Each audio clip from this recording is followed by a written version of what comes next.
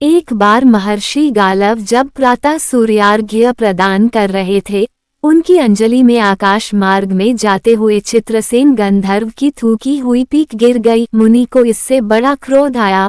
वे उन्हें शाप देना ही चाहते थे कि उन्हें अपने तपोनाश का ध्यान आ गया और वे रुक गए। उन्होंने जाकर भगवान श्री कृष्ण से फरियाद की, श्याम सुंदर तो ब्रह्मण्यदेव ठहरे ही।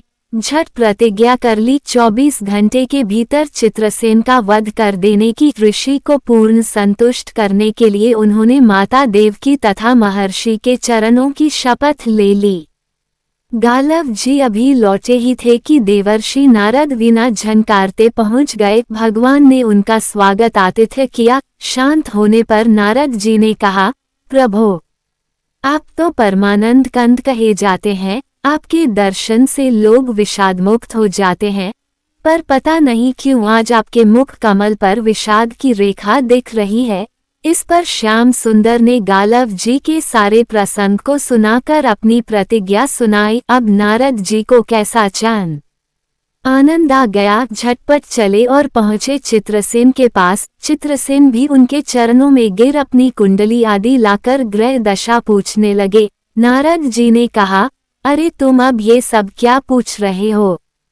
तुम्हारा अंतकाल निकट आ पहुंचा है। अपना कल्याण चाहते हो तो बस कुछ दान पुण्य कर लो। 24 घंटों में श्री कृष्ण ने तुम्हें मार डालने की प्रतिज्ञा कर ली है। अब तो बेचारा गंधर्व घबराया। वह इधर उधर दौड़ने लगा। वह ब्रह्मधाम, शिवपुरी, इंद्र, यम, वरुण सभी के लोकों में दौड़ता फिरा, पर किसी ने उसे अपने यहाँ ठहरने तक नहीं दिया।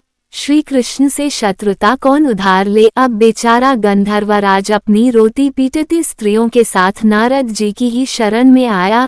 नारद जी दयालु तो ठहरे ही, बोले, अच्छा यमुना तट पर चलो। वहां जाकर एक स्थान को दिखाकर कहा, आज आधी रात को यहाँ एक स्त्री आएगी। उस समय तुम ऊंचे स्वर में विलाप करते रहना। वह स्त्री तुम्हें बचा लेगी, पर ध्यान रखना, जब तक वह तुम्हारे कष्ट दूर कर देने की प्रतिज्ञा न कर ले, तब तक तुम अपने कष्ट का कारण भूल कर भी मत बताना।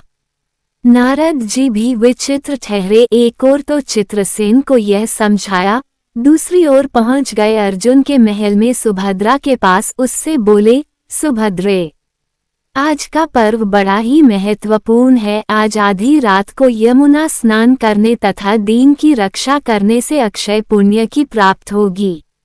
आधी रात को सुभद्रा अपनी 1-2 सहेलियों के साथ यमुना स्नान को पहुंची। वहां उन्हें रोने की आवाज सुनाई पड़ी। नारद जी ने दीनोद्धार का महात्म्य बतला ही रखा था। सुभद्रा ने सोचा, चलो अक्षय पुण्य लूट ही लूं। वे तुरंत उधर गईं तो चित्रसेन रोता मिला। उन्होंने लाख पूछा, पर वह बिना प्रतिज्ञा के बतलाए ही नहीं। अंत में इनके प्रतिज्ञाबद्ध होने पर उसने स्थिति स्पष्ट की। अब तो ये सुनकर सुभद्रा बड़े धर्म संकट और असमंजस में पड़ गईं।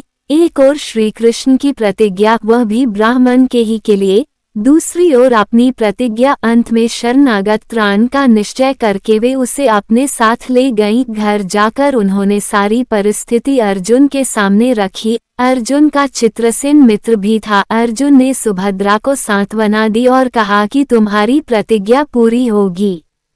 नारद जी ने इधर जब ये सब ठीक कर लिया, तब द्वारका पहुंचे और श्री कृष्ण से कह दिया कि महाराज, अर्जुन ने चित्रसेन को आश्रय दे रखा है, इसलिए आप सोच विचार कर ही युद्ध के लिए चले। भगवान ने कहा, नारद जी, एक बार आप मेरी ओर से अर्जुन को समझाकर लौटाने की चेष्टा करके तो देखिए। अब देवर्षि पुनः दौड़े हुए द्वारका से इंद्रप्रस्थ पहुंचे। अर्जुन ने सब सुनकर साफ कह दिया, यद्यपि मैं सब प्रकार से श्री कृष्ण की ही शरण हूँ और मेरे पास केवल उन्हीं का बल है, तथापि अब तो उनके दिए हुए उपदेश क्षात्र धर्म से कभी विमुख न होने की बात पर ही दृढ़ हूँ। मैं उनके बल पर ही अपनी प्रतिज्ञा की रक्षा करूँगा। प्रतिज्ञा छोड़ने में तो वे ही समर्थ हैं। दौड़कर देवर्षि अब द्वारका आए और ज्यों का त्यों अर्जुन का वृतांत कह सुनाया। अब क्या हो?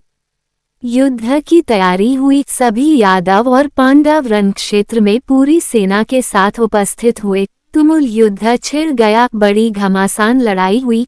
पर कोई जीत नहीं सका। अंत में श्री कृष्ण ने सुदर्शन चक्र छोड़ा, अर्जुन ने पाशुपतास्त्र छोड़ दिया। प्रलय के लक्षण देखकर अर्जुन ने भगवान शंकर को स्मरण किया। उन्होंने दोनों शस्त्रों को मनाया। फिर वे भक्तवत्सल भगवान श्री कृष्ण के पास पहुँचे और कहने लगे, प्रभो, राम सदा सेवक रुचि राखी, वेद पुराण लोग सब राखी, भक्तों की बात के आगे अपनी प्रतिज्ञा को भूल जाना तो आपका सहज स्वभाव है।